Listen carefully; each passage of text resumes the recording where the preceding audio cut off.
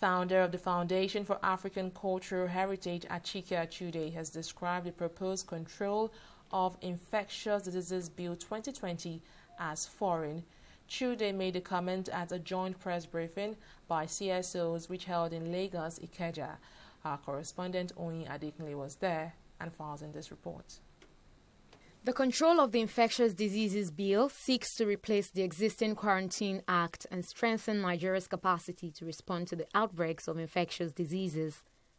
The backlash that followed the introduction of the bill in the National Assembly forced the Speaker of the House of Representatives, Femi Gbajabiamila, to subject it to a public hearing. Civil society organizations have been spearheading the opposition to the bill.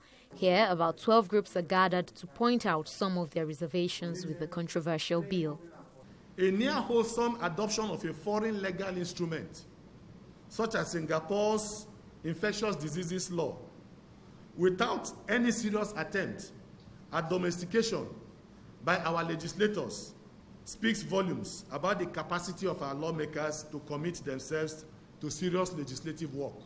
Even the Director General of the NCDC, Chikwe Ihikazu, the biggest beneficiary, or who is supposed to be the biggest beneficiary of the proposed draconian legislation, has repudiated the proposed bill, insisting that he was not consulted in drafting of the legislation. This bill lacks merit and should be dropped.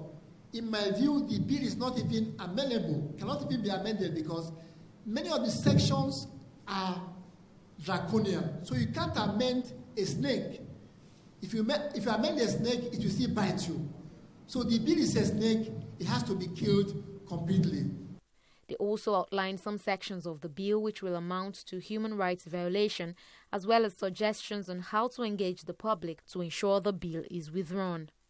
An example is section 13(1) and 2 empowers the DG of NCDC to order any person or minor suspected, I want us to underline that word suspected, to be a carrier of an infectious disease, to be detained and isolated indefinitely, that's another word, indefinitely, at a hospital or an undisclosed place. Section 15, 1, 2, 3, A to D. This section provides that the Minister of Health can declare any premises to be an isolation area. Wow. So, having bought my property and obtained my C of O, the Minister of Health has the power to say that this, your house, becomes an isolation center. I have challenged the foundation that organized this press briefing to try and come on air to actually deconstruct the bill. The average man on the streets does not know now that his human rights are being compromised gradually, that in a matter of weeks it may be signed into law. So it's in the light of this that I have suggested that there should be aggressive media campaign.